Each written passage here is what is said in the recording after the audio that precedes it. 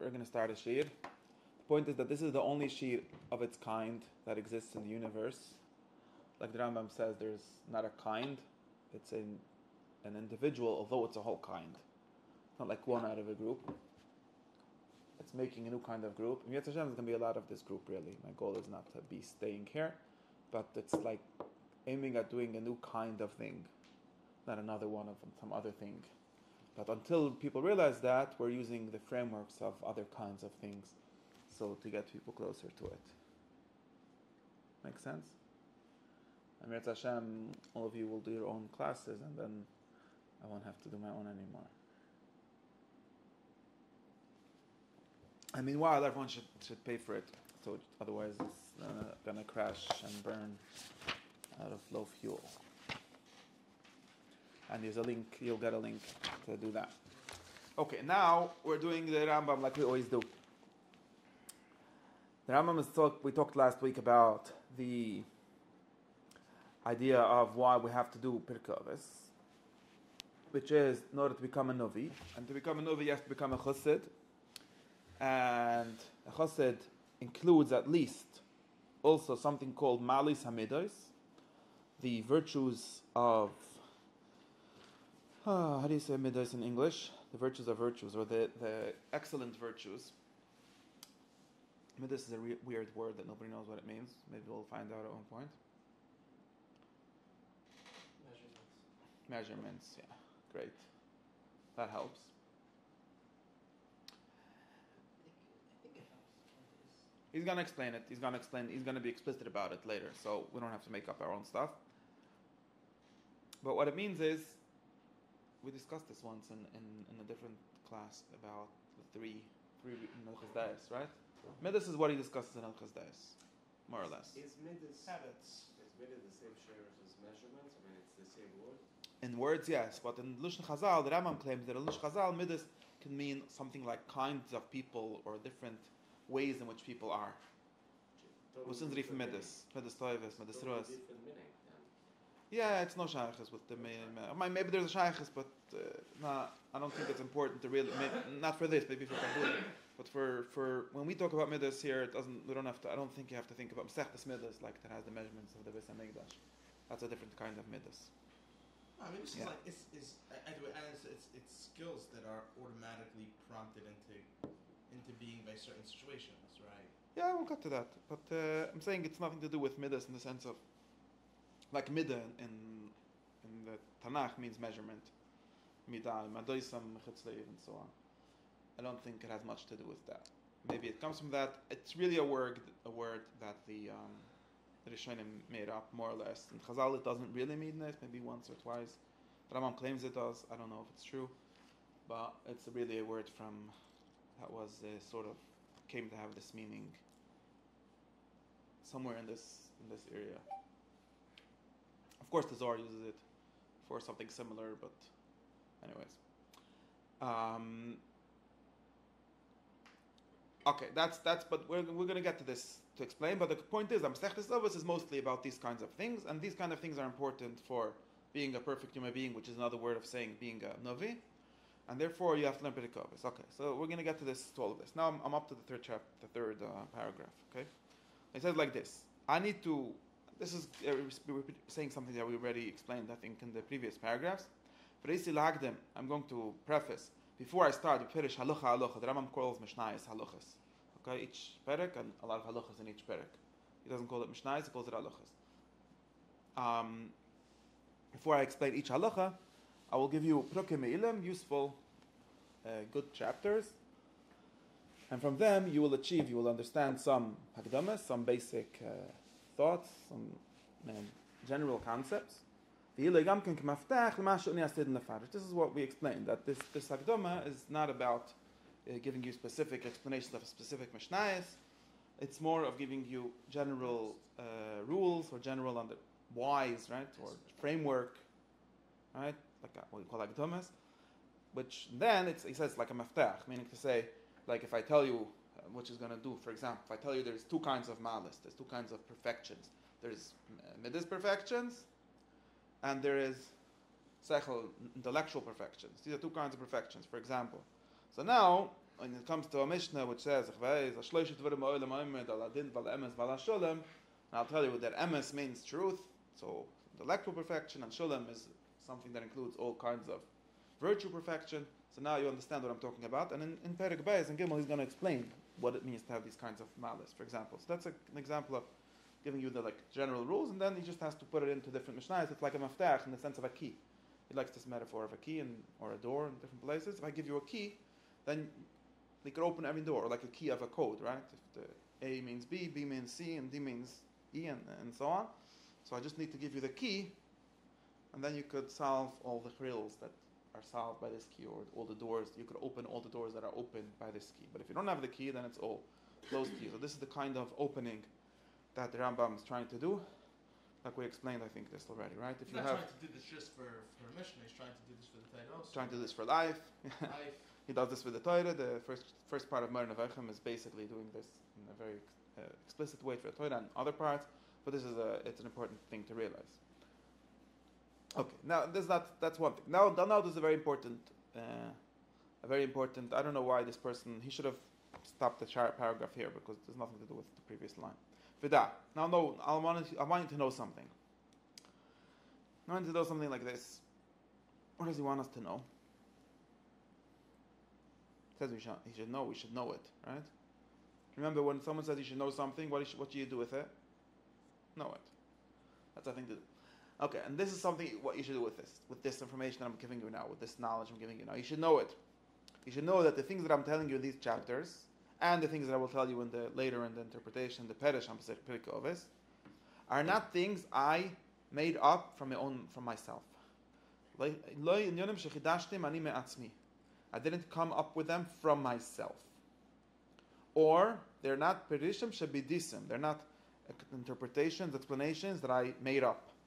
Okay, or I shem tzeti, shem bedisi. They're not things that I made up. So there's two things here, two ways of reading this that you should notice. One is it's not things that I made up. Second, it's not things that are made up. Those are two different, emphases on a sentence. If someone says, listen, I'm going to tell you something, don't think that I'm the one making up all these things. Right? So you could hear it saying, don't think that I'm making up all these things. These are things that people before me have made up. And then you'll say, okay.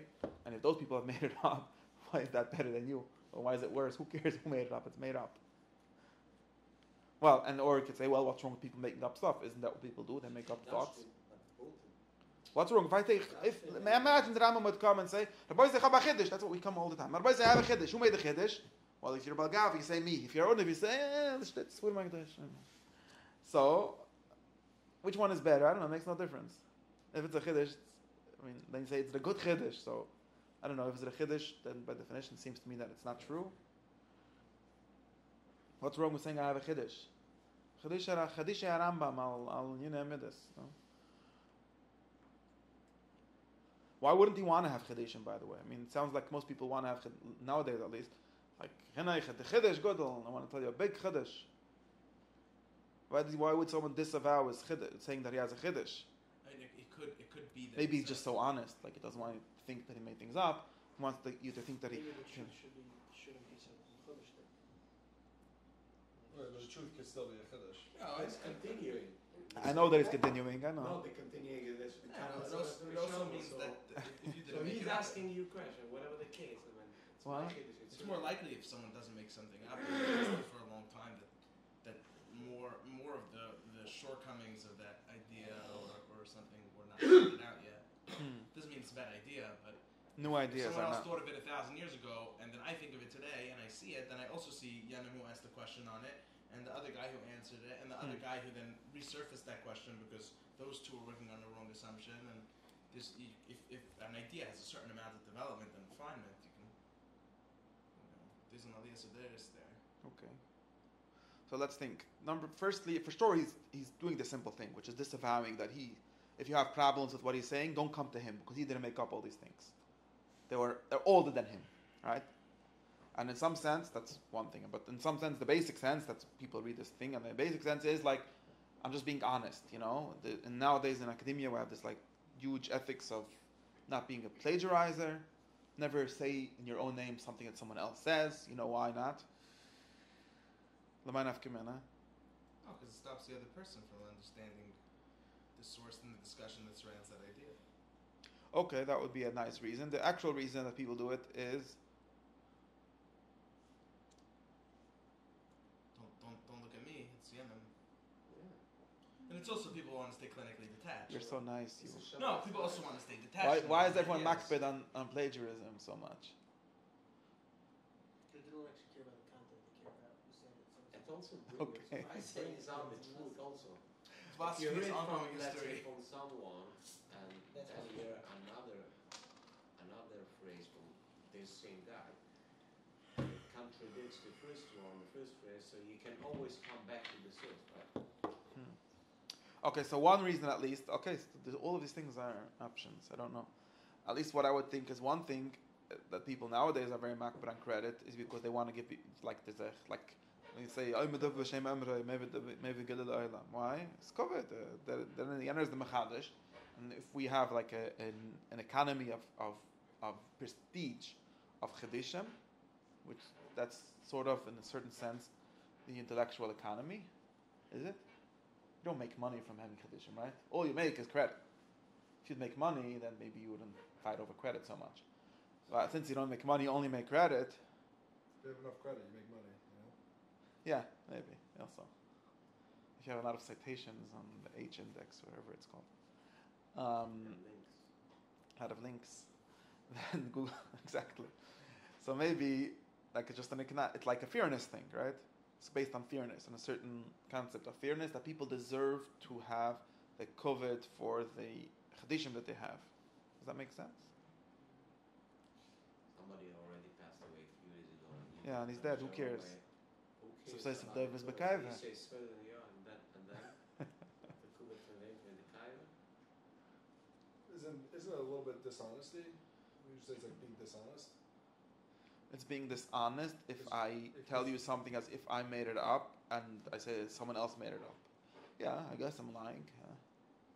I have to know what's wrong with lying, It but also yeah. depends on what you claim to be presenting. And what you claim to be presenting is like a novelty of thought. Oh, right. So Instead this seems to be of, important. if I, let's say I write a book and I say these ideas, nothing necessarily comes from myself, but this is an exposition of my thinking about an idea, right? It doesn't matter whose idea it is. If it's the truth, it was true before I Right. invented it, and if it's false, it was false no matter how many people. If I invented it today, or if 100 people invented it before me, right? Right, so this becomes more important. In other words, there is one way in which someone can disavow originality, just by being honest. Like, don't think I'm so smart, I didn't come up with all these things myself. I'm not taking the honor to myself. The honor all goes to the Heilige Rebbe, who said all these things. Or for all the reasons that you people said, maybe because I want people to be able to go to the source if they want to find things like that. Okay. And that is if the subject is who is the mechadish of this noise. In other words, like I said, we have some kind of economy. I make fun of it. It's just an economy of credit. But maybe there's some moral in that. Maybe there's some virtue in like not taking credit for yourself and being honest, and and there's some novelty. And I'm telling you whose novelty it is. I'm not taking it for myself. Okay. But now this seems very wrong to me. This whole story, right? Because if there's such a thing as knowledge, if there's such a thing as even not knowledge, but good things or useful ideas, then the main thing, like the main emphasis, when I tell me something, doesn't seem to be who made it up, and even the opposite, making things up seems to be bad to begin with, because if I say I made it up, no, someone else made it up. We're both fighting over who is the first liar, right? Because making up is another word for lying, right? Truths are the things that are not made up. Does that make sense? Not chiddushim. By the way, this is the basic problem. If you ask, Depends on You make what. up the truth. you could make up a truth. If you're the first person to say it, then we would You assume- discovered it. Right. Usually we say that you discover truth and you make up lies. That's why if Right, someone says but- chiddush Torah, what do you mean chiddush Torah? If it's true, then it's old Torah from the times of Har Sinai. And if it's new, then it's not Torah. So how can it be chiddush Torah? It's a basic problem. There's answers to this problem, but it's a basic problem, right? So Torah, you could say Torah is Aibish touching. Oh, wait. So you're discovering. Very good. So there should be Giliyai Torah, not chiddush Torah. Giliyai Torah. That's how I did Kabbalah, and people never say that they make Kaddish, they say that they make Gilim. That's a Because they see themselves as scientists, discovering things. Oh, serious. What? That's a thumbnail. There's no solution to it. It is weird when, for example, people name diseases after their finder. As if like this guy brought this disease into existence. I think you should name it. I think you should name it after his enemy. Crohn's disease. There's worse examples. Because the Uncle Crohn, like he was the one who figured out the reason why this person's dying. Like, does it say Uncle Crohn on the legion in the guy's skin? You know, I don't know. It's a little weird, but no. But people name stars. You know? I do think that there are novel ideas, especially that are generated from, let's say, non-organic categories. Let's say, for example, someone comes up with a chiddush in how to play poker, right? So poker itself is a chiddush, right? A specific intricacy in the game, let's say. That's something that I think should be credited. Okay, we can think about that. We can think about creations which are not. We can think of exactly synthetic creations which are not made up but still true. There's a category called creativity, which has, well, it's not false. I don't know if it's true in the same way as uncreated or it's things are. Conditionally true. It's not true that it extends. It's a kind of true. It's not, at least not false. At least my like sophistry where I said the chiddush has to be false is not true, because a chiddush, just like there used to not be cars and now there's cars, that doesn't mean that cars are false. They might not be true. So we have to have three distinctions here already.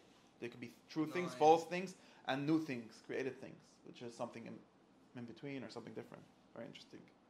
And not only that, but can we have synthetic truths about synthetic things? Can we have synthetic truths about things that are organic? Okay, but that's true. So if you think of like art or technology, or maybe there's something as making a new kind of person. Like I claimed I'm making a new kind of class or something. Maybe that's something which can be new or maybe not. Good question. Is there creativity in kinds of people? Like I invented a kind of guy. Nobody was this kind of guy before I was, and now everyone is copying me. You know about the Messiah of finance bros? No, yeah. They're a kind of guy that wasn't Shinshash my Bereishis. Katanushi, yeah, they wear puffer vests. Okay, but that's like okay. No, it's a category in existence if you meet them. I hear. That's interesting. So for truths, it doesn't seem so. But this is interesting. So we figured out that there's three kinds of things. There's truth things which are always old or always just what they are.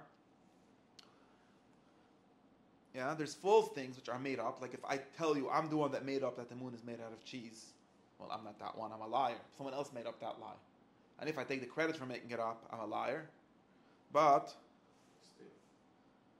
so in that world, in the world, it would make sense to have a credit war. Like who should take the credit? But the whole thing would be based on lies, right? And then somehow we have a third category, which is human creation or synthetic creation. It's a discovery, no one can take a credit. Nobody. I mean, it doesn't make sense. I mean, you could maybe get credit for being the discoverer, but that seems to be very minor relative to the question of is it true, right? Look, we have Newton's laws of motion, but Newton didn't create those laws of motion. It's not really his in any real way. Yeah, thank you very much for telling it to us. Okay. No, but even the purest pure truths become diluted in specific ways depending on how they're brought into reality and articulated, right? Some theories. Okay, wait. You're making me a fourth category. I'm getting confused already. Let me finish with one. If someone tells, I'm trying to think about. Let's say if I teach you mechanics, and I'm very frum, guy. So I keep on saying Omar Newton. At some point, you should throw me out.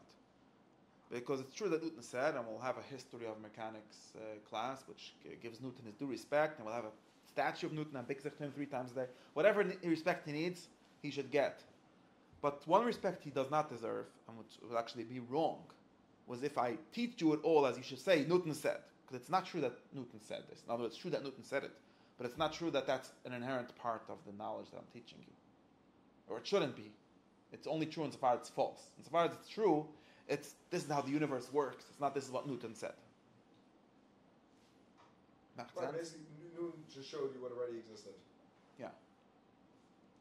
Right, but when Newton showed you what existed, he also showed it to you through, let's say, a lower prophetic level than like a pure insight into the entire truth of it, right? So you're saying that let's say if you came up with a good You mushal, almost take credit for your deficiencies, right? if you came up with Let's a good say mushal, or maybe if someone would tell you something like, Newton's laws are Is not the actually the traditional way the world It's like, works. were you saying the same thing about airplane? Meaning like airplanes were possible before the Wright brothers, but they created. Yeah, that's what we're saying. That's the third category. We're That's up to the second inventiveness, category, right? right? Yes, they were. So if you say that was the category of creativity, where you have something where airplanes are obviously not false because they exist, and obviously whoever invented it, if they were the Wright brothers or not, I don't know. But whoever, But the DNA sure, there's of a credit reality for doesn't that also. necessarily contain airplanes, But whoever, right? well, it had. As the potential for airplanes, So- not so- necessarily so we every get- manifestation of Yeah, so we get airplanes. into but wait. But you're saying something else. You're saying a fourth thing. I'm saying We that already the know way that ideas category. are presented, or even and let's just say, right, like what we said with Moshe, right, that the total perfection is no variation, right? But still, lower levels of perfection do have variation, right? Mm-hmm. So the level of variation that something has, and the person presenting it with that particular, let's say, configuration or that particular way of structuring it, however, they bear the marks of the imperfections of those ideas, right? Right. So that's a weird, interesting thing to think of. So then, like I would call it inventing a new mushal, right? Because imagine someone says Newton's laws are not actually the way the world works, because we have quantum mechanics and relativity and all kinds of things, but they are a good way of thinking of it, at least for not too big and not too small things, and not too fast things, whatever, and so on. And Newton came up with this, so he gets credit for the idea to the extent that it's false, but not entirely false to the extent that it's useful, although it's false, or to the kind of way in which he sort of. Which is not really false. Yeah, Just another it's something thing. in between. In the kind of way, it's still different than the airplane example, right? Because the airplane example is really a new thing, unless we're talking about the thought, like could there be an airplane? We're talking about the actual airplane. But in this example, in the Newton example, it's something like he came up with a new mushal, right? He came up with a new formulation, a new model, which helps us and also hinders us in other ways. The airplane Right. itself is the new model.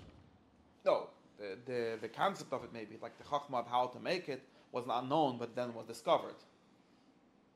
But the one itself was created by Meaning, someone. unless you get really close to Moshe or become him, right? You don't. The forms right. of the airplanes existed before Shashis Medrash. The physical airplanes, Possibilities. yeah, or if they have a form or whatever, if there's forms of artificial things, don't know. But but the actual one was created. So it does. We seem to be back at that thought that you get credit. The more credit you get, the more lies you said. Just in a more complicated way than we said it before. Not simply lies, but the credit is always on the way in which you made it human, or the way in which you made it contingent, Well, you can or also you go made the it. other way up the ladder, right? And you can say that this contains less deficiencies than other configurations of the same idea. Okay, so you get credit for before Newton we thought an even bigger lie. Then now you think a slighter less lie, No, slightly but less lie. It could be a nonlinear variation. Meaning, let's say you have Moshe, in which case all truth is uniform, right? Because there's no variety in the absolute truth of things, right? Mm-hmm. But then beneath Moshe, maybe there's still one basic way of explaining it. But at some point, you start to have divergences, and Okay. let's say two competitively false models for the same, that let's say each explain a half of it, Okay. right? So So if someone finds the one model that's more true, then he gets credit because of he saved us from finds a bigger model lies. that's differently false.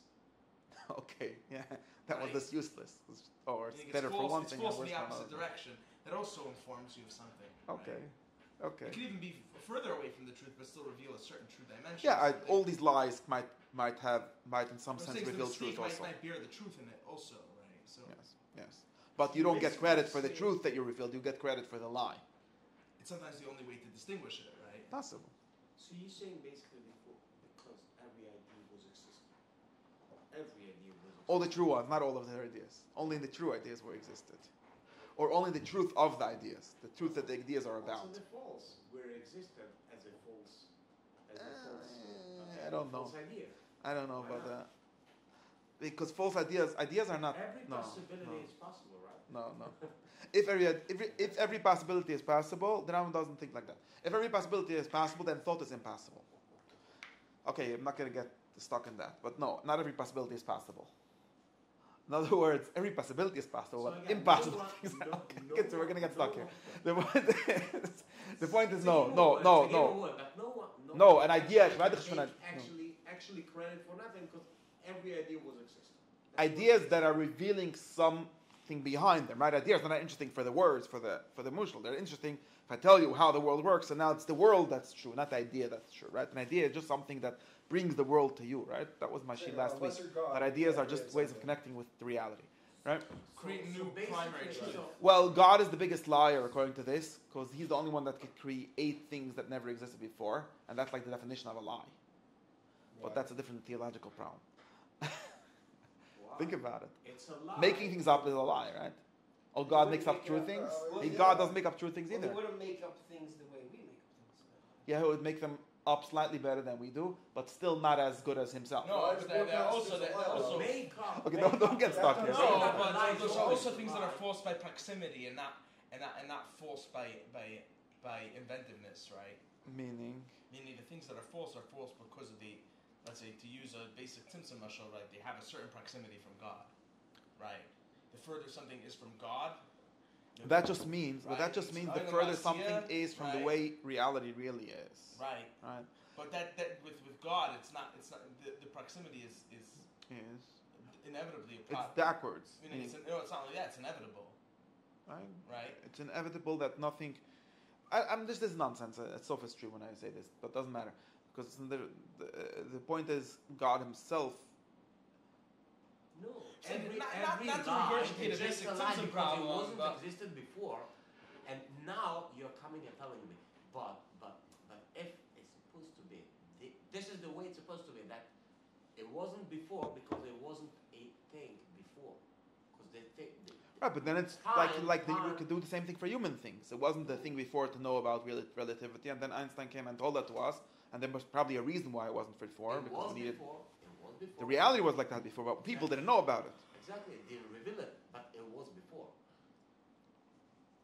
Okay. Yeah. But the world, even though it wasn't And- before, and but so far the as time it's- also. I'm if not. we say Let's not get before, stuck it's about also it. The word was creation, before. and that's why it's true. It's not a lie. Okay. Nah, it's helpfulness. Okay, let's not get stuck here. Let's not get stuck here because it's shtissim. It doesn't make it better or worse. I think that it's true that Okay. Back to the. I'm No, trying but to I do think think if it we helps give us credit. understand the same I think topic maybe you because get credit. trying to only think if we reveal give it. credit, then you have to give credit. Well, in certain sense, the only real credit can be given for any truth is to God. That's why God is the author of truth. Although it's only true insofar as it doesn't exist, which means whatever. Okay, the kid said, let's not make this theological problem now. It's not for. We're gonna just get lost. The point is something simple that you can't say Omar Mishu Pliny, a person, only to the extent that it's. I mean, it wouldn't be true in the sense. Of course, he could say it in the sense that he revealed it, he told it to me, and he deserves credit. All these things we're not arguing about. But if I'm here, if my goal, right? Again, we said last time we have to measure everything according to a criteria, right? If my criteria is understanding, you don't understand anything better by knowing who said it. Is that correct? Yeah. At least. Unless it gives some validity to the words. Meaning by that's the second because of category, the past. composition. Well, in other words, unless it's Or not really track. true, it's only true because someone said it. No, I mean, I don't know if this makes sense. Just on their past history of actually, the things that they said were true. So we're just going to assume they have a good track record. Oh, then it's a question of trust. I'm saying you should, but then I don't know. I'm just secondhand knowledge, right? I'm saying that you should assume this because a smart guy said it. Okay, that makes sense. But that's not, when we're after knowledge, that's not a good way of doing things in any case, right? That's just what we call argument from authority, which is not a good way of knowing. It's a good way of living because obviously we don't know everything, so we're going to rely on people. But it's not, right? So that's a way. That's true. We sometimes like ground the truth of something and saying that someone said it, but we don't really mean to ground the truth in that. We mean to ground it in a step. True because Right. That's not what makes it true. What makes it true is that guy knew what he was talking about. In other words, he's just a sign that it's true because usually that guy, when he said things, he didn't lie. Right. Again, the person is, the name is only important in the sense that it's not him that made it up. Because if he would be a liar, then it would be bad, right? I mean, this is sort of why. I mean, oh, hello. And then we have this other category of arts and artificial things and things where, at least in some sense, they belong in a real way to the person that made them. That's why, As in other words, poetry or novels. right. So it might be, even then I think it's more complicated, because to the extent that novels entirely belong to the author, they're not true and you shouldn't read them. Right. They're only interesting insofar they don't entirely belong to their authors. Right, but let's say someone has, and again, this is a educational truth and not a whatever. But if someone, I think sometimes we do try to give people credit for the method in which they draw people closer to a truth that's not theirs. So what can I apply my test? Do you understand the novel better by knowing its author? Sometimes. For like how? If someone uses a certain literary device, let's say, or has a certain, always tends to bury a certain remez in the book, right? Okay, Kind of is much more interesting when you know that God wrote it. Well, we're going to get to that. But wait, no, because, meaning it's similar to what he was saying. Wait, no, but that's similar to argument to using the authority. Or in other words, then we're still saying that it's interesting. For example, if you know, by the way, it's very, in general, it's actually very limited, and actually I'm on the side of the people that say that all the scholarship of finding out who Homer was and who Shakespeare was and who wrote the Bible is, at least for the task of understanding those books, mostly a waste of time, like 98%. There's 2% in which it's useful, but the 98% is a waste of time, not because it's or something, because it's not a good way of understanding that, right? In other words, it might be one thing, like if it belongs to this period, so we'll interpret a certain word according to the way it was used in that period. The Supreme Court uses old dictionaries because they have this originalism theory, and therefore you have to find out what the word meant in 1786. Okay, maybe yes and maybe not. But very good, but it doesn't. But this we're still thinking of accidental things, right? We're still thinking it's still somewhat similar to the case where I know that it's true because someone said it, or not. I know what this word means because nowadays it means something else. So if I would know that it's an old book, and now in those days the word means something else, just facts, or just finding out certain facts. But it's not the knowledge of the author that's explaining me the book, right? What explaining me the book is the content of what it says. It's just that I don't understand some of the content in this most technical sense. I don't know what this word means. I don't know what the symbol means. I don't know what kind of symbols this is using. I don't know what the genre is, and so on and so on. And for that, I need historical facts to solve those basic technical issues. But they're not solving understanding issues, right? Sometimes they are. For example, For example, let's say the Odyssey was written by two different people, two different parts, right? And I'm trying to and I establish a lot of false continuity between the two parts, right?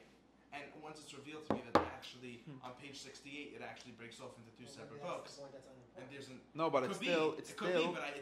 Well, firstly, you're making me not understand things. That's just another way of saying I'm don't making not understand. But no, I don't want to get stuck in source criticism kind of things. But what I want to think is that even understand the Odyssey parts 1 and 2, but part 1 it doesn't such a kind of theory. Firstly, again, that theory is still a technical theory. In other words, I made a mistake, a mistake about what the book is, not about what it means. But it's never limited. But it might be, like I said, it's a minor 2%, but it's even those 2%, I think, are doing something different than what we're doing when we're actually trying to read the book and get it, understand it in the terms of its content or in terms of its meaning. Because the meaning of the book is never that it was two parts. The fact, the matter of the book or the facts of the book might be that it's written in two parts, and everyone up to today made a mistake and therefore got into problems because they didn't know that it's two different authors. That I understand. That makes sense. But then what we're gaining is not an understanding of the book. We're actually destroying an understanding of the book usually because we're saying, well, you was understood wrongly. You made a mistake, but your mistake wasn't in the essence of what the book is about. The mistake was in what the book is, right? Does this make sense?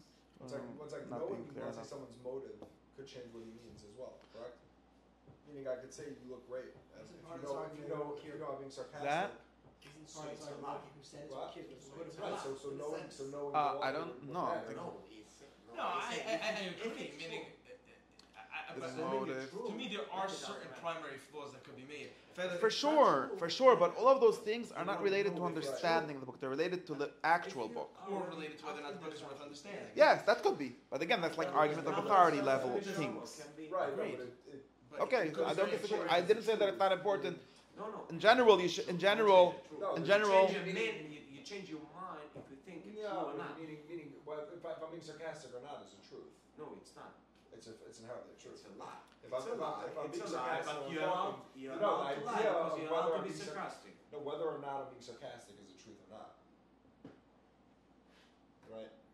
Okay, Okay, that's also a question of It's conveyance. it's still a question, right? It's still a question of the literal level of the book. In other words, you made a mistake. You thought that this is a sincere thing and it's sarcastic. And the way I got to this knowledge was by reading up or finding some contextual clues or whatever, all kind of devices that we have. And if you read it sincerely or when it's sarcastic or the opposite, you're making a mistake. Trying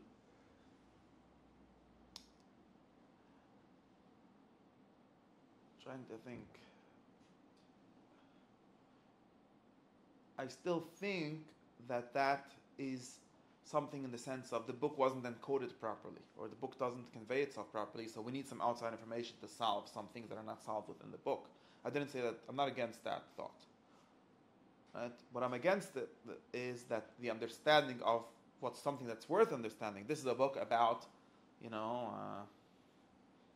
again, sometimes I don't know what this book is about. Is it about people in the 18th century or in the 16th century? So I need to find out what it's about. But after I know what it's about, and it's describing the conflict of two kinds of people or something like that, knowing who wrote it isn't part of that. It's not part of that understanding. It might be a way to get to, before I understand it, I need to know what it is. And that's also true in general. You shouldn't waste your time reading books about people that don't have a reputation of knowing, usually, right? You're going to be like a Kabbalah Emes Mish Amri extremist person. You're going to spend your time reading nonsense because who knows? Like, that's not a smart thing to do. But that still doesn't, right? So obviously we're going to need to know all these contexts and all these historical facts or in order to start reading the book. But it's not part of the understanding of the book. In other words, there is never a real question that I can ask and I can answer. I mean, like you said, there are. Sometimes there's a contradiction, and the answer to the contradiction will be, well, Maram Achud and Maram Achud, those are two different authors, and that's the answer of the contradiction. But now I don't understand anything. Now I just know that my question was a mistake in a certain sense, right? Didn't give me a book that's like that is really wasting everyone's time. And once we figured out that it's a contradiction because there's two people, it should just be marked. So we should take a marker and write Umar Reploini and Umar Reploini, and then we wouldn't have the question. It's not now we understand something more that we didn't understand yesterday. We just stopped having a basic mistake that we didn't have. It's not a knowledge-building project to do this. It's a knowledge-destroying project. It's a mistake-destroying project, even. Right. But not a knowledge-creating project. So, back to where I am. It seems that denying my own authorship of things, or denying my own creativity as making things, shouldn't be explained as giving the credit to the correct person. Denying my authorship or denying authorship? Yeah, what we need to deny, or what we need to know, is if it's true, or maybe if it's interesting and useful. Which are two different questions, I agree. But in both of these cases, we never need to know who wrote a book in order to get anything get what it needs out of it. If it's true. Yeah. If not, you need it. If not, it's false, no matter who wrote it. No, you need to know who wrote it. Besides that, before you read it, you need to know who wrote it. In other words, you need to have some indication to start reading it. Okay. It needs to advertise itself somehow to you.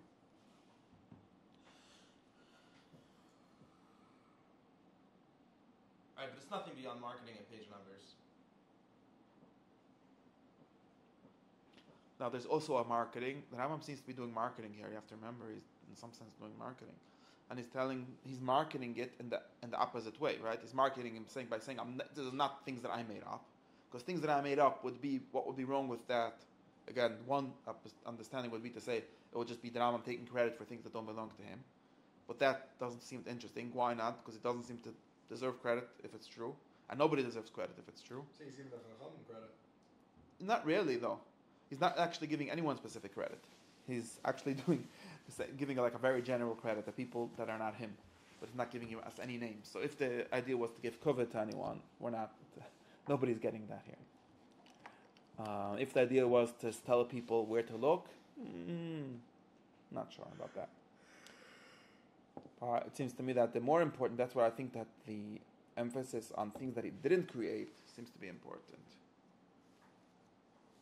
These are not created thoughts at all, or at least not created by him, or by the people he stole them from, if that makes sense.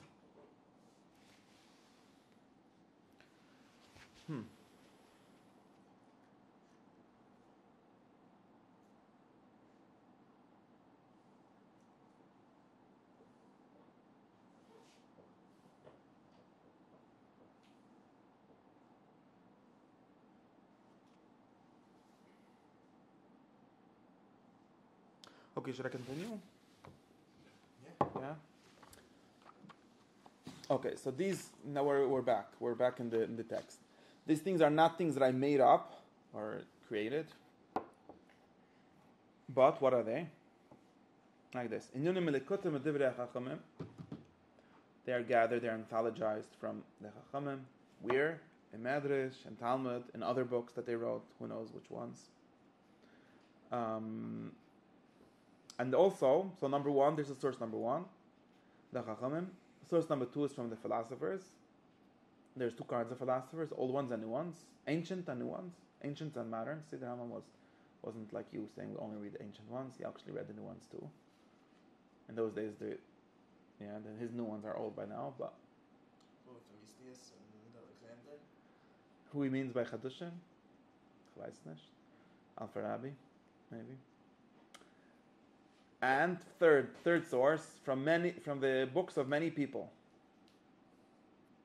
So we've got a lot of sources here. Chachamim, which has three different parts: medrash, Talmud, and others. Philosophers, which have three different kinds, or two different kinds, old and new ones. And thirdly, many people. None of these have names or footnotes to tell us who they are. And then he finishes with his famous thing: Ishma emes mimisha amra.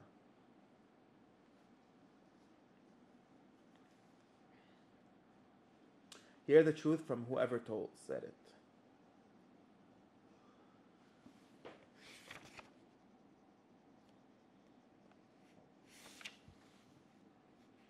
So probably Mechibur Abba B'Yodom, it means that don't say only if he's a philosopher or he's a chachuveh or whatever. Sounds like No, Stam people? Who are these Stam people exactly?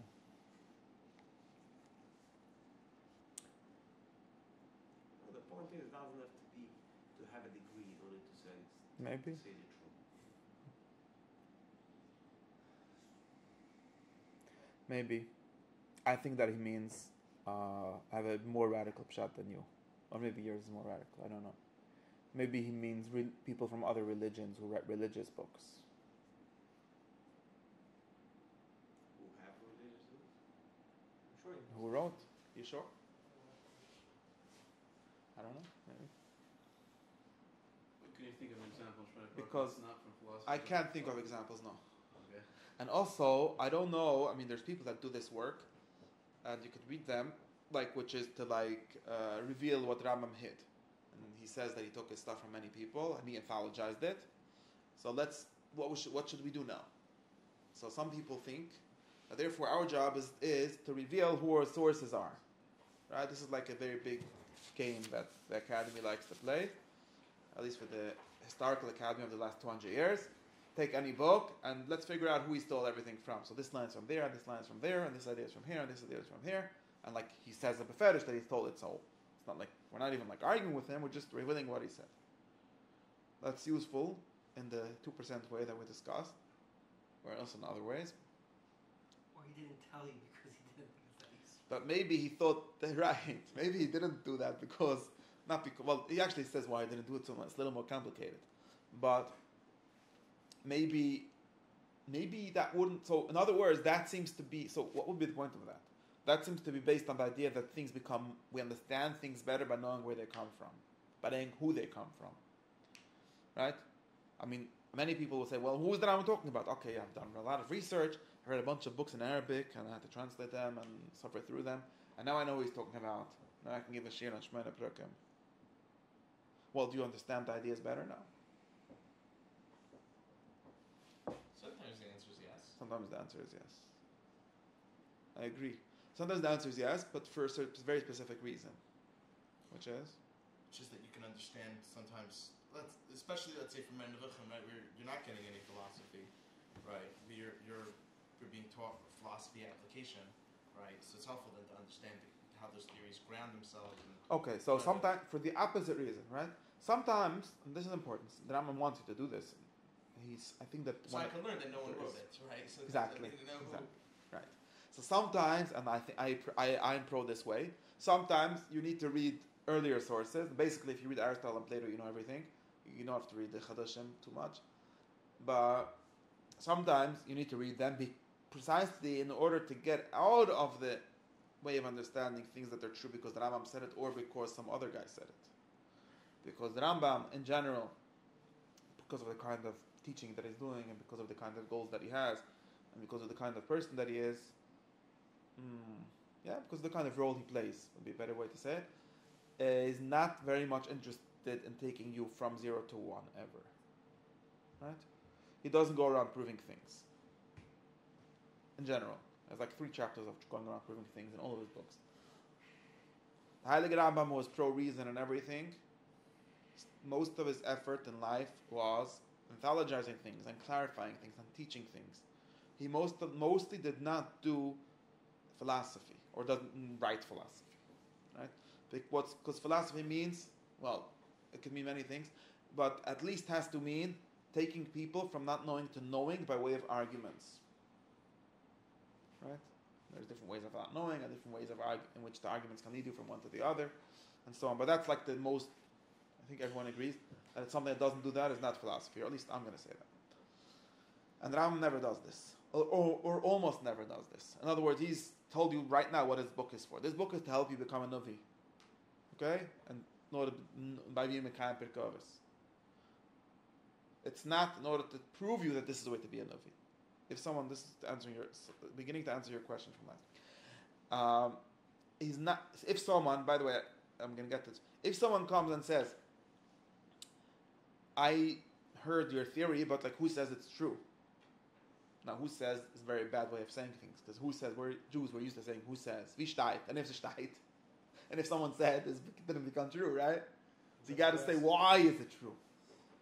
Right? Not who says it's true. Your language is so bad, right? Who says? Nobody says. What's the difference? You have to ask why it is true, right? And why is it true is actually very different from how I know that it's true. That's a third thing. Another thing that people get confused, because why it's true is actually the cause that makes it true. That might be the proof, might be the demonstration. Ideally, demonstration should be that. Most of the time, we're not doing that, even when we do so-called philosophy or demonstration. So usually we're asking a question of how I can know that it's true, which is a different question of why it's true, right? Sometimes I can know that something is true, and it's absolutely not the reason it's true, right? This is called, like in math, it's called not a non-constructive proof, right? I can know that things must be this way, it can't be otherwise, but I don't really understand why it's this way, right? It's different in mathematics. We talk about constructive proofs versus just proofs that prove things without showing you how we get from one to the other. And ideally, knowledge should all be the kind of constructive proof, but of course, very little such knowledge.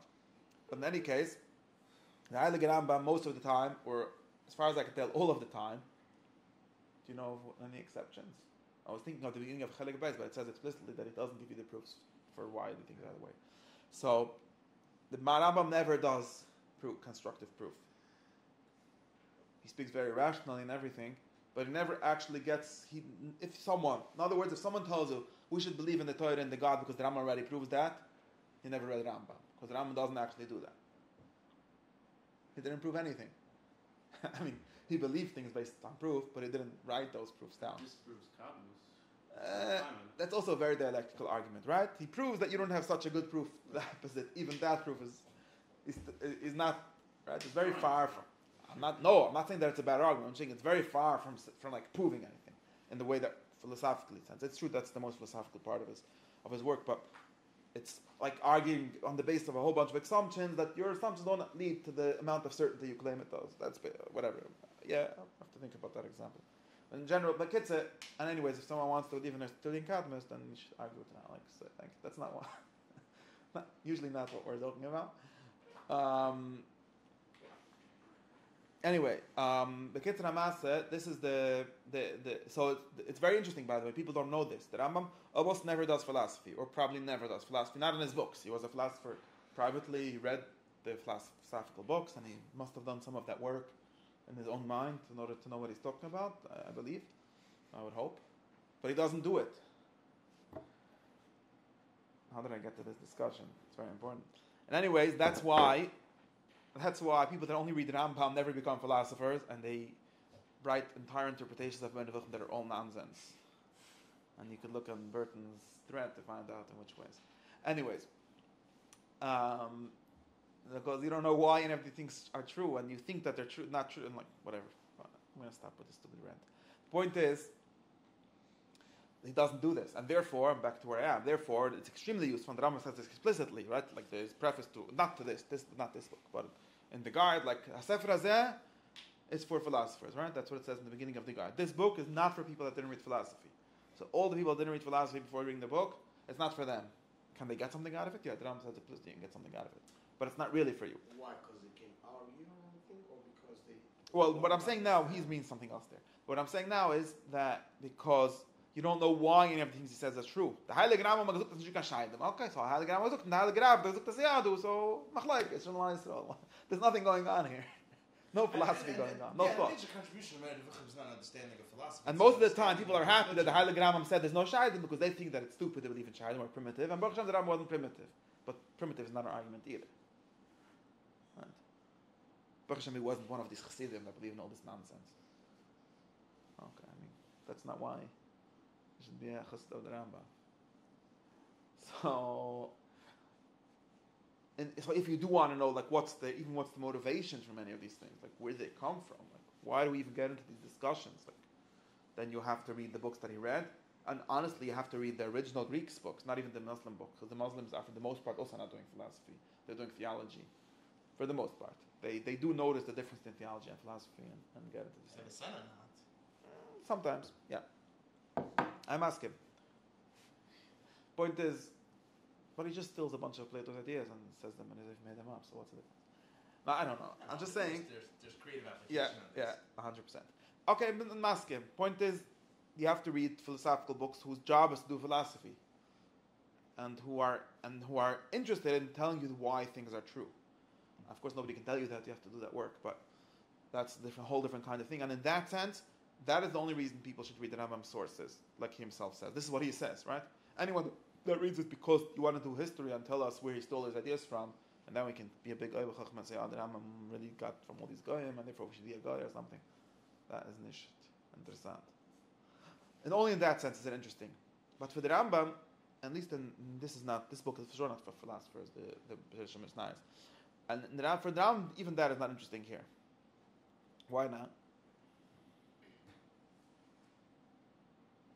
In other words, he is saying he didn't make any of this up. It's all stuff that he was melakit. By the way, I think that's a very important term because he's not saying that he copy-pasted everything. Saying that he organized it according to a certain way of thinking. Right, which means something very interesting, which means that the Rambam actually is being a mechadish, at least in your fourth way. Right. Not only organizationally, also by omission and also by including things and excluding things, right? He doesn't just copy-paste the whole book, because then he could just say, read that book. You know what, I'll translate it from Arabic. That's not what he's doing, right? He's rewriting something and reorganizing it. Not only just reorganizing it, he's also cutting out some pieces and putting in some pieces and giving it his own order. In some sense, a lot of the order is actually also stone, but in some sense. So that seems to be an important thing. In other words, in some sense, when you read the Rambam, you are relying on the Rambam's thought, because he's the one that chose to tell it to you in this way, at least. But he would tell you, and he definitely would believe and hope, that that's not him inserting any of his own chiddushim into the story, right? He's not interested in being radical. He's not interested in being a machadish. He's interested in being a teacher, a successful teacher. He's interested in teaching you certain things.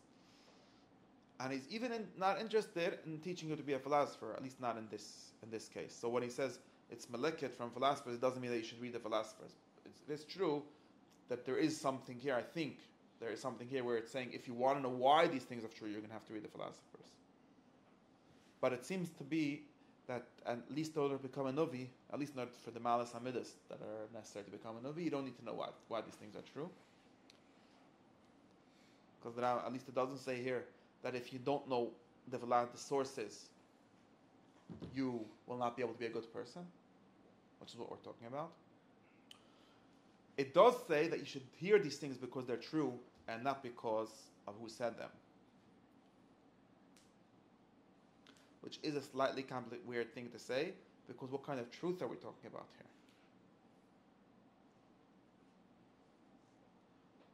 There's even some kind of tension where, and on one hand you say, well, this is from those books, and a whole list of books. And on the other hand you say, well, just listen, leave it because it's true. In order to believe something because it's true, you can't read anthologies. You got to be a philosopher. You got to know that it's Shishma Emes Misha Amra can only really be done by someone who knows how to deduce truths, how to create truths out of not knowing somehow. It can't be you can't be Mekayim Shema Emes Misha Amra by believing a book without caring who wrote it, just because the Rambam said. No, if you know it's true. But nobody's going to read this book and know why it's true. That's what I just told you. A secret. That doesn't say. Most people that read the Rambam don't know this. They think that you can know that things are true because they say in Rambam. But I'm telling you that the Rambam himself knows that you can't know that anything is true from reading Rambam. Any of the Rambam's books. So how could the Rambam ask us to believe it because it's true? Shema Emes Misha Amra. I'm not asking a question that makes sense. I was saying, how could? Why does that mean it's not true? Meaning, nothing in this book reveals. I have no way of knowing that it's true. I could read the whole Shemona Perukim and I have no way of knowing that it's true. It doesn't provide me that You would hope service. you're doing a little more than just reading and just not letting your mind. No, meaning the arguments go back to Nico exact McCain ideas ethics, that are right? here. Now you might not have the perfect path because you're not going deep into the sources of where these things come from. But what are you going to You have? need to know the ethics and the metaphysics, right? Why is this the way to become a better person and not that way? What is human perfection aimed at I becoming? agree, but right? you have some level of understanding when you All look this at one it, is just, talking right? basically is. You're not gonna. I mean, obviously, Because the fact that makes sense to you. Habits. You have to. which means what makes sense to you means you have Same some thing, sort of. right? But the demonstrations aren't in this book. Yeah, of course. No, but you would hope when people read books they. See, it might seem sensible enough to the extent that I would seek out Because the you can demonstration. try. That's what you're saying. Too many people are talking at once. I don't know who to listen to. Know some of the demonstrations. What? We got to I think decide. some of the demonstrations I know, not all of them, Yeah. probably, but some of them. No, there's no demonstrations. Should I put up there? No. No, but obviously. hopefully you'll- So what? So wait. But wait. You're getting at something. This But is a basic educational problem of how you get to a demonstration. yes, very good. So if you present what you're demonstrating before you So, demonstrate, right, right? exactly. So now, usually we say that education begins by believing things mimisha amra. Usually we say that education necessarily must begin from a mina pshita, from what we call taklid, from believing things because someone that you trust told you. Of course, where does that trust start? Somehow, whatever. Somehow you trust someone and you're going to believe him. Right? Now, that someone can't come and speak in the name of an unnameable truth. That seems self-contradictory. You could say, believe me, I'm a smart guy, I've studied in the correct universities, I've got the right credentials. You have to claim that you're saying the truth.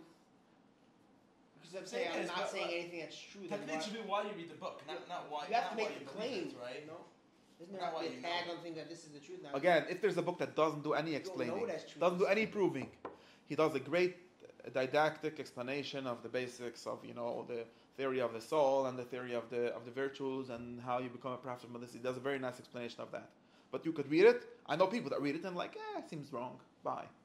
He doesn't even try to convince you of its truth. He does a very good job of explaining you the ideas, or at least someone that didn't meet these ideas at all. He's a very clear explanation. But he doesn't even try to tell you the truth of them. But isn't he just giving a general maxim here that you shouldn't judge what people say based on who they are? Yeah, that's a very nice maxim for the beginning of a philosophical work. Okay. It would be a great maxim for Descartes. Who stop believing everyone, start with from zero. Very good. But it doesn't seem to be a great maxim for a book that is actually doing the precise opposite. It's giving you a summary of things that a lot of people said. Of course, what he thinks is true, and he might know himself why it's true, but he's not telling you why it's true. And Bobaya, I'm making up a problem that doesn't exist. shouldn't you call it? I mean, I think that this idea Isn't it would be important to tell you centralized. that I'm telling you I'm getting getting at the truth? Isn't What? that important? Isn't it important for him to say, I'm telling you that I'm getting at the truth? Now, you won't know it as you read this book. Doesn't everyone think that? Are you asking a question on his No, on not the approach necessarily. or on what he's saying here? I mean, it sounds like you're just bothered with his approach in general. Well, my question is that over here and also in everywhere else, but over here, he's doing something, he's doing rhetoric here, obviously. He's not doing philosophy even in this part. This is part of his advertisement for his book. But his advertisement is self-contradictory. What would be a good Because by definition, again, for this book, my name is Moses Maimonides. I'm the. Why are we reading the book? Right? We're not reading it because of Shema Emes Misha Amru. Anyone that tells you they're reading Rambam because Shema Emes Misha Amru is a liar. Right? Nobody reads Ibn Tufan or whoever. Nobody even reads the people that the Rambam read. For the most part, nobody's interested in the Emes Misha Amra. You're interested in the Heilig Rambam, right? Or the genius Rambam. It started with the Emes Misha Amra, right? Because to get there to the next stage, it has to start from there. Who started? Meaning, at a certain point, the Rambam wasn't a household name. Okay. Firstly, that's only halfway is correct, but yeah, okay, let's say. But we said it. I'm not saying that it doesn't deserve his credit, but I'm saying that nobody reads it without credit. You're all reading it, especially nowadays when we all, the general assumptions that it's all based on outdated theories and so on. Nobody reads it because of the Emes Misha Amra. And the people going around the most with it are the worst, because they're absolutely only using the Rambam's authority for hacking on some Chassidish Yid. And like the Emes Misha Amra means like, I knew that my teacher when he talks about Chaydim was lying. How did I know? I don't know. Because the newspapers don't talk about it so much.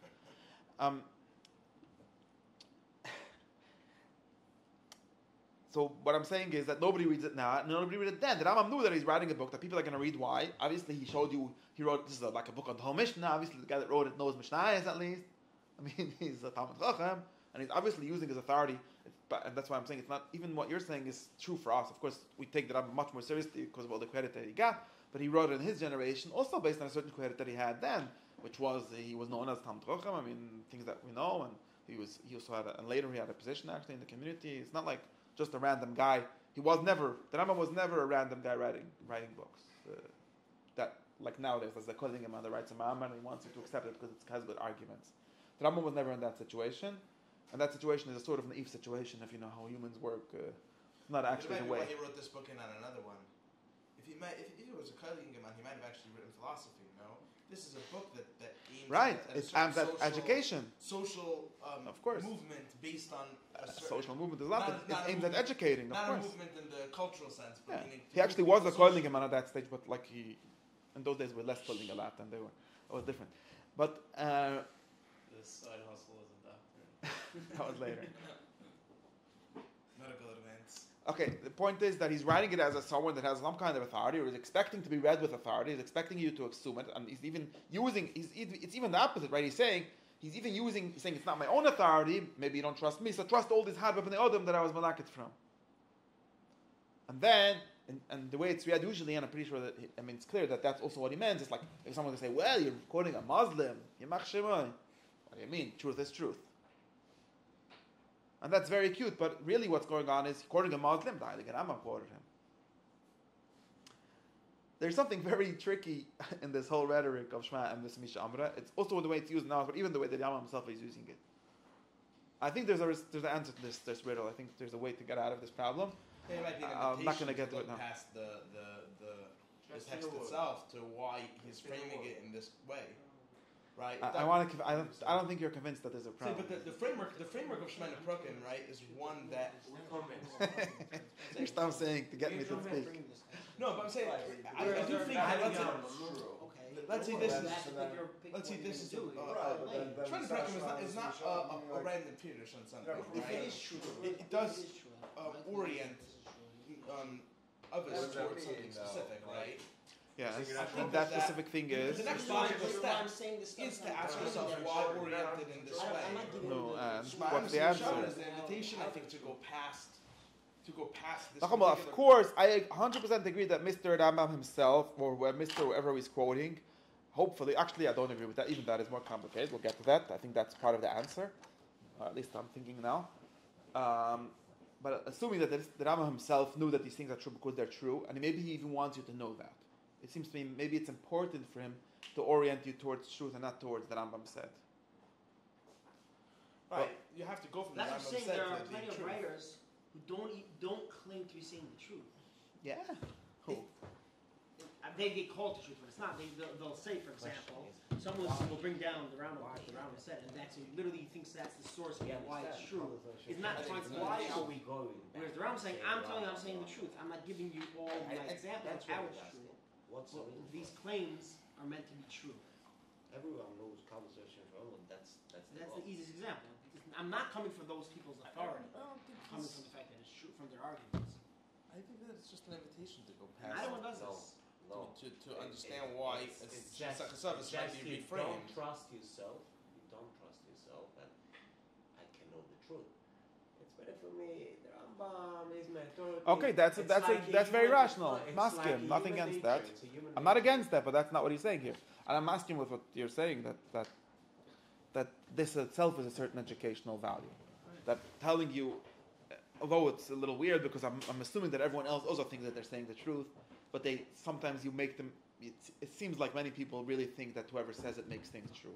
Yeah, I don't know how they think that, but that's how they act at least. Yeah. Nobody really thinks Like that, right? because They it's do? not true. It's impossible to really nail someone down on Doesn't make sense. falsehood. It doesn't work. And it's not even. That's always done. I agree with that. And that is really in other words, if this is meant to be a statement of principle, in principle, we should accept truths even from Goyish philosophers or Goyish Bali Musar, which is, I think, important. Because they're true, then it's successful, yes. But if it's trying to get me to read these specific Goyim that the Rambam is quoting here, or to make me believe in this thing that he's telling me without proof, then it's very bad. Yeah. In its context, it's actually it's playing a tricky game. If he's saying I'm giving you and this is how you'll know it's true, that's basically what you're saying. Then it's not true. If he's There's saying, actually an even bigger. it's just a general principle that this is. I'm claiming that this is true, and that's important to make that claim. Then I think it's a little and that's the point. The point of reading such a thing is that you might, because you start on the path, like you said, you present the theory, and then you start on the path of truth. You don't even have to read the source to know some level of the truth of this thing. You hope. Mm-hmm. Which is the point of reading such a thing. Not just That's the- another. But now you're saying another thing that I don't know how that I could try to solve, but I don't know how. I think there's a problem here, because what do you get out of knowing a story without knowing that it's true? Especially if the claim of that story is to be true because it's true. I don't think that people work. I think they do know it's true based on some level of the truth before they get out for Adi. Yeah. Before that, knowing why. And Why? secondly, Yeah. and one more question. I'm going to stop. One more question. Are these things true? Well, that's the question. Is there truth in the realm of midas? For sure. What kind of truth? Is there enough truth to justify Kabbalah Emes Misha Amra? This is a more serious question. Everyone agrees, even the biggest yeshivish guy that thinks that things become true because Rabbi Kotler said them, agrees that math isn't that way. Right? Everyone agrees. There are those who claim not to be. Okay, and even though they Kanuim, the same people they that get the sense go that to in Iran, math. that kind of the people that go to Iran, they also don't believe that. But in general, like the kind of people, I know who you mean. But now, but most of those people, very few people believe that, for example, how do you say, halacha, more complicated, ethics, extremely complicated. Many people, a lot of people say, like it says, Chacham b'goyim tam and Torah b'goyim al tam, and they interpret this to mean you could learn math and science from a goy, but you cannot learn how to live from a goy. And there's a reason for this. It's not just because they believe that the Torah is more primarily about how to live and less about truth. They don't really believe that. The modern Orthodox people believe that, but other people don't believe that.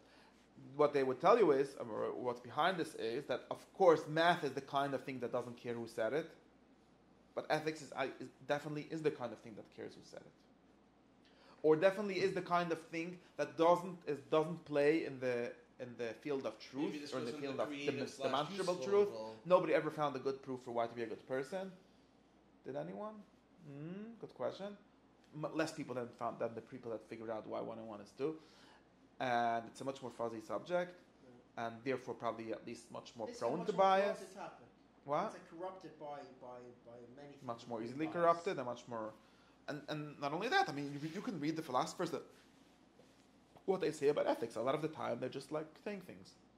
Even the great philosophers, even Aristotle explicitly says this. Aristotle doesn't pretend to have a proof of ethics. Introduction already that yes.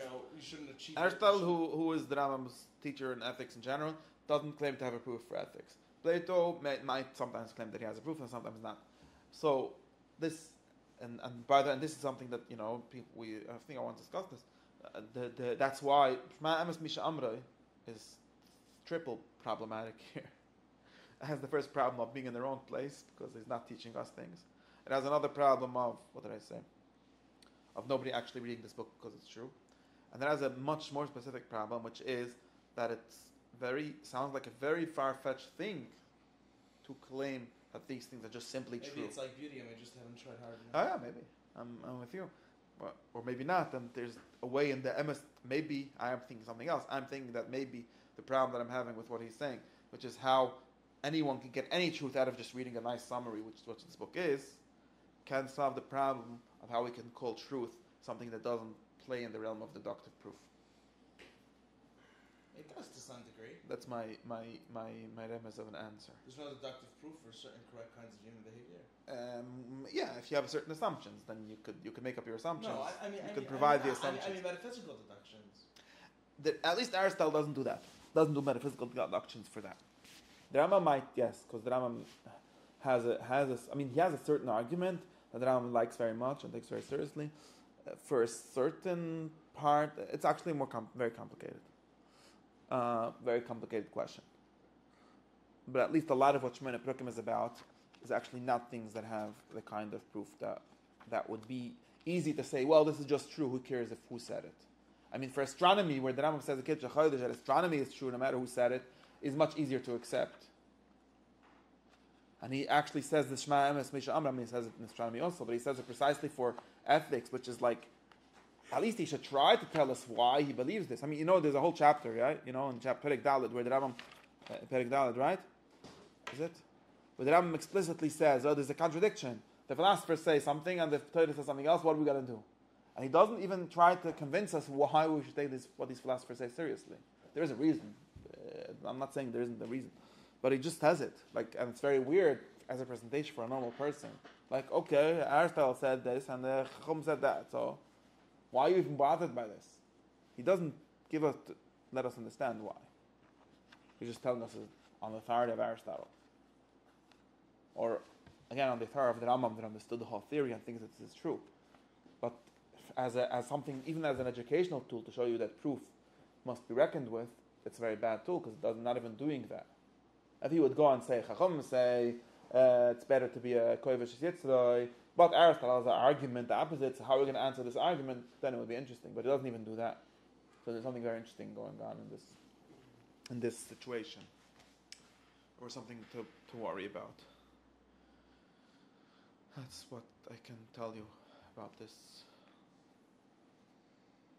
I'll go on and figure out.